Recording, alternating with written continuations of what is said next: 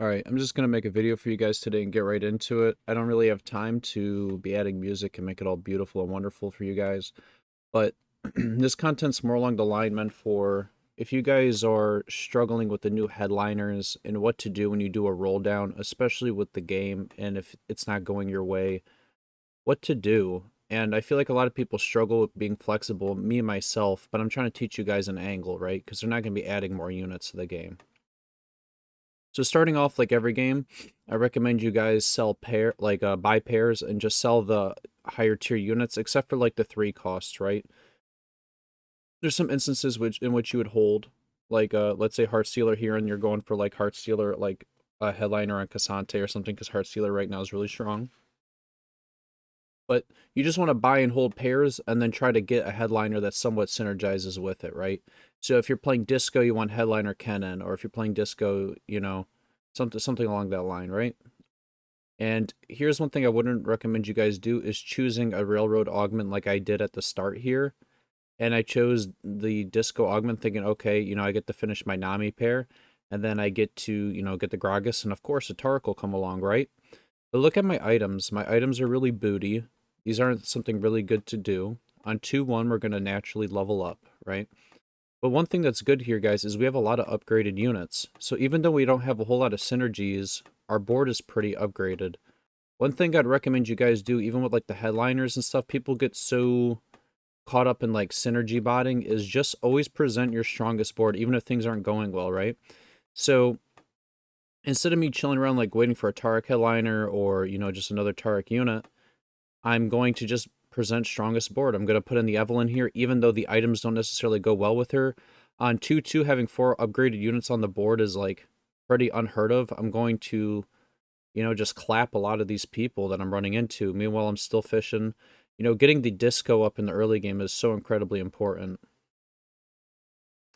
Kind of bummed me out, dude. And we're going to follow a whole lot of standard leveling. And right now, we're just getting out of a set where Fast 9 was the meta. And now we're kind of transitioning more towards 2-star 4 cost comps with like a sprinkle of a legendary in there, like the Alawi for the Bruiser or something. You see me putting the crit glove on Evelyn just because, if she does crit, it's muy bueno. We know that she's not going to be on our board forever. We're going to pivot out of it. And I'm not stressing too much about the disco because 1, we're winning. 2, we know we're going to be able to get it out later on the board. But the thing that sucks is that we have the Gragas on bench, but we know the only other disco unit besides us is a 4 cost, and we're a ways away off of it from right? So we can't like nuke our whole econ rolling on some dumb shit. We really have to try to follow standard leveling, get up into the levels, and try to get our active trait live for that, or we have a whole augment for basically, right? We're gonna level up here on 2-5, another interval to spend 4 XP. And you see here, I'm able to get another free upgraded unit, such as the Yasuo. We're slamming items that we know we're gonna want later in the game, right? So we know since we're playing Disco, we know that the items that are probably the best on Twisted Fate is Gunblade, 1, because it heals the whole team. 2 is like, kind of Rage Blade, but it's usually Gunblade and Spear of Sojin. That way he actually casts multiple times in the fight. And I've been seeing new technology, the Forbidden Tech. I took it off the scrolls, call it the Multi-Shadow Clone Jutsu. The Forbidden Scroll is you actually put like red buff on the Dazzlers because it applies, one, you get the 8% bonus damage like you would from like Death Cap or whatever, but it also applies the wound and the bleed to every single unit on the board. And then, Twisted Tits over here just spams it a ton of times, right? So it's really good to like get out onto the board. We're over here. Right now, if you guys didn't know, Jax with EDM is like giga strong. So we kind of got gabagooled here and got our stuff yoinked from us. And we're just still noob goofing on these kids. We're looking for items to slam here, and we want to have transitional items. You guys like items like Last Whisper. There's a lot of items that just kind of screw you. And if you guys aren't good at flexible play, you need to start being good about building items that are like good on multiple boards, such as Thieves Gloves, prime example, always going to be good on any board. Giant Slayer, universally good for AP or AD. Hodge, another one that's universally good for both of them. Tank items are usually tank items, right? So you don't really have to worry about that in that department.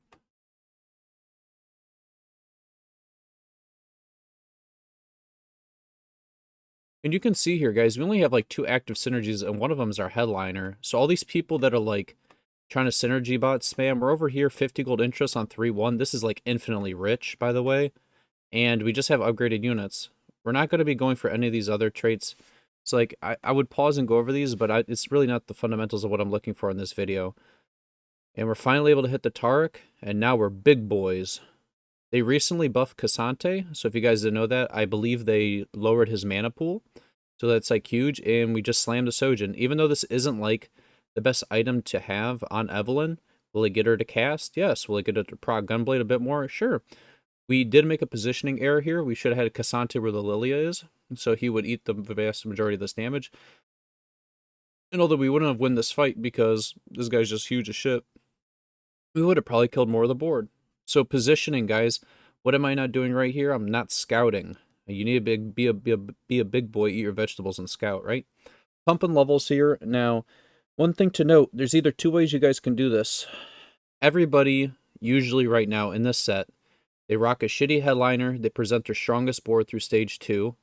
If you're playing Samir reroll like this guy is, you go to level 7 on like 4-1, 4-2, and you just chill on level 7 and roll. Other people's pump to level 7 here on 3-5. You know, that's considered like fast 7. But usually people go to level 8 on 4-5.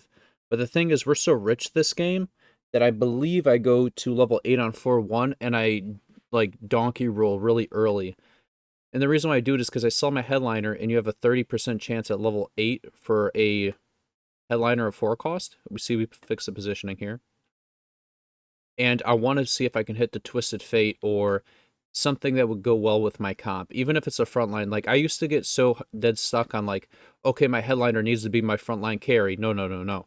If you're playing Disco, headliner Thresh in the frontline is a beast. Dude, he will literally hold the door, bro, like in Game of Thrones. I'm telling you guys, Thresh with the Guardian Spatula, gargantuan, dude. If you having your, like, ex hitting you up, dude, wondering how you've been doing since, like, uni or, like, high school or whatever the hell's going on. Getting some free upgrades here now. We're chilling. And here's the other thing, guys, is one thing you should note about this game is your boy wasn't tripping while he was in the process. I didn't, like, at some point, like, donkey roll like an idiot praying for the Taric, even though, you know, I'm not getting anything on the board. When we slam Rageblade here, we came to the realization that either A, it's going to go on Sona, or it'll be our 3rd item for Twisted Fate. If we get another crit glove, we'd be able to build Thieves' Gloves for whoever else is on the board, right? And now we're chilling. We're going to go through this neutrals here. Probably pick up the Lulu, because that's big. And pretty soon we're going to have to make another choice. We're going to go through this combat, gain the bonus gold interest. And then if you guys are not comfortable doing full transitions, don't ruin like your whole board for it, right? So we're going to pump levels, because we see everybody off to the right pump to level 8. And we're just looking for a headliner here, and we're looking for Twisted Fate. I'm like, dude, Twisted Fate, Twisted Fate. What's a boy got to do to get some Twisted Fate in his life? And I was like, okay, what do you know? Even though I'm playing fully Disco, and I'm not able to hit the Twisted Fate, I'm going to go for the Ari.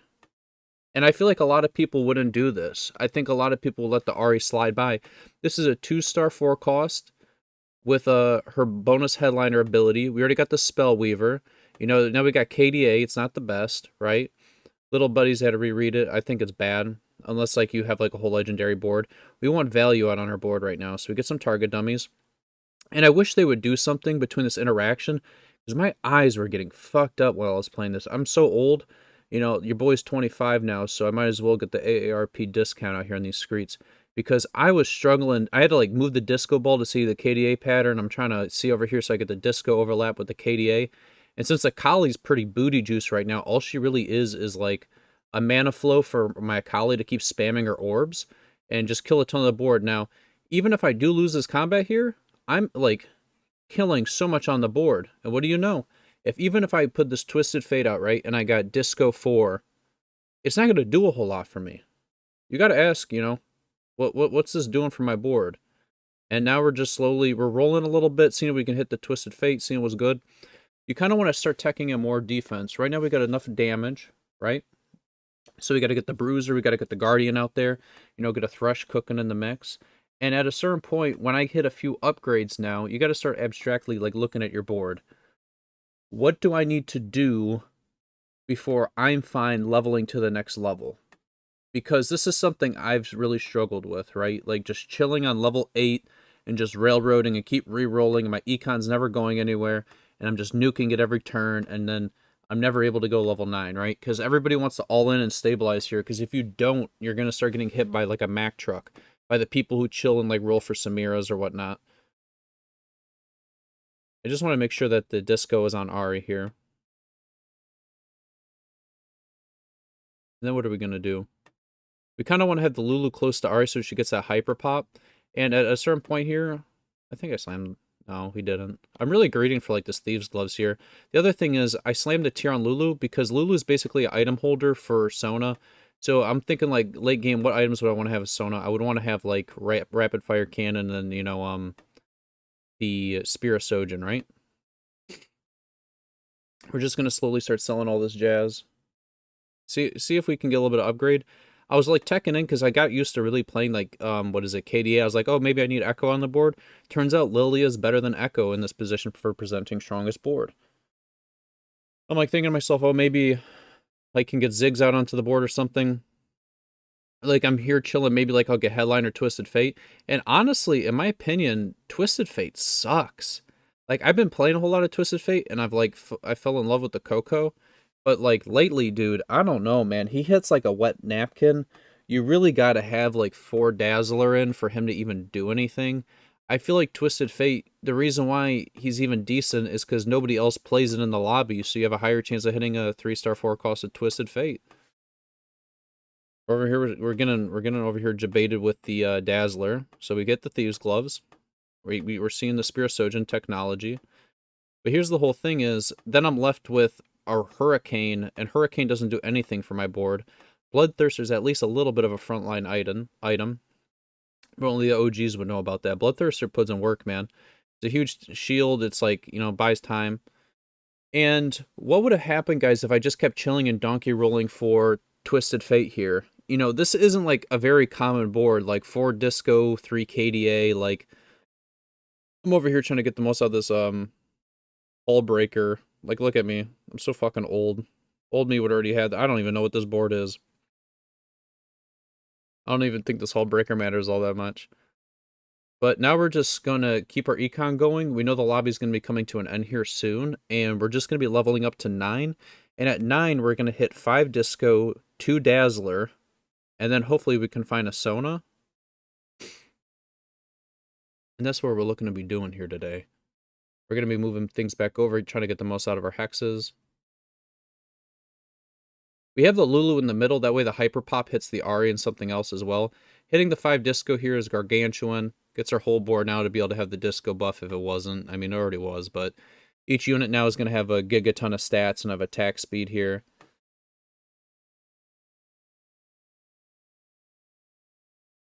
And as you can see, we still haven't sold the Ari to, like, transfer items or nothing. I don't think it's worth it.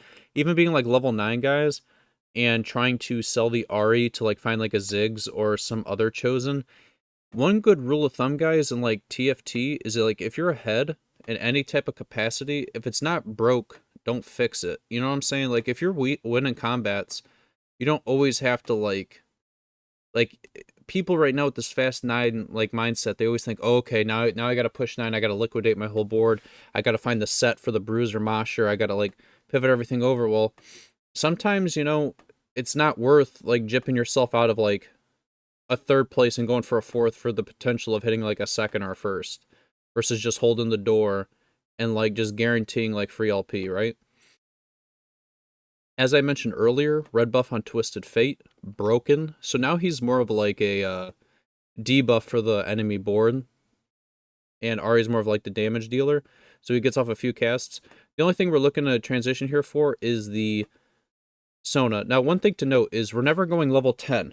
So I'm very upset with myself about playing this game because this is the point, guys, if you don't know, where you start going for 3-star 4 costs. We have a 35% chance. I see 2 Aris here. What am I doing? I should be freezing the shop and holding them. But my dumbass is like, okay, I still need to hit Zac upgrade. I still need to hit Twisted Fate upgrade. I'm going to let these go. Then that would have been 2 Aris. This would have been the 3rd Ari. I would have had 6 Aris right now. I would be 3 off. I have 55 HP with a 35% chance. I don't know what I was doing here. I was like thinking maybe I would be going legendaries. Guys, this is when you go for those 3-star 4 costs. As you can see, I start holding on to the Ari now, getting mad at myself. Here would have been the 7th Ari. And we got the Nico now. That would have been the 8th. We would have been 1 off RE3. Hindsight's 2020, guys. So at this point, I realized my mistake mid-game, and I'm like, okay, now's the time to go for a 3-star 4 cost, even if I don't have, you know, the Blitzcrank upgraded up front, sadly, you know? Especially with this guy being like full legendaries, we really need something to put it over the top. It's not like other sets either, guys, like where a 3-star 4 cost is like that overwhelming, because, you know, I've lost with 3-star like Twisted Fate before to like a whole legendary board. And you can see me, I'm liquidating the Zax to be able to get more value out of the Disco and the Tentacles. At this point, we're chilling, and hopefully the stars start aligning for us here.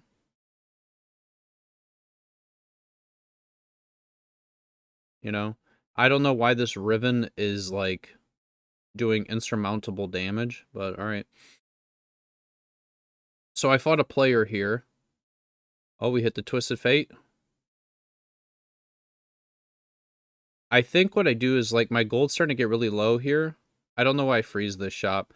I should have just sold the, I'm, like, greeting here. I think I have, like, 24 HP. I'm like, these guys are bound to fight each other, right? And, like, one of them is meant to die here. We got Carousel coming up, so maybe I could grab one of them off the Carousel here today. That'd be good.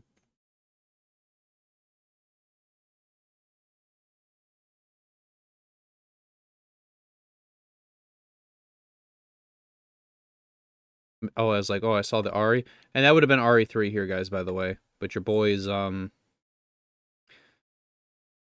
having growing pains with the new patch, just a little bit.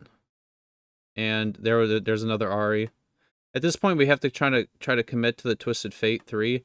So you see me, I sell this. I'm like, okay, Sona. And then I liquidate this thinking I could get the Sona. And I'm like overwhelmed just a little bit. Your boys over here. These weak arms are sweaty, Mom Spaghetti. I'm fucking up the whole board. I just missed out on 3 Spellweaver and Hyper Pop. I mean, I might have been able to beat this, but I doubt it. This guy's whole board's like bedazzled with Last Stand. Last Stand's really bad. The other thing to note, guys, is I fought 3 combats against players like back to back to back. I never once fought a ghost here like these guys, which is like a big deciding factor. I think I got gypped. But there's goes to show you guys how flexible play can be rewarded, and why you shouldn't always just railroad Twisted Fate chosen. If you're going to AD comp, maybe choose the other AD headliner, just like how I chose a different AP headliner for this comp. Best of luck. Have a good day, guys.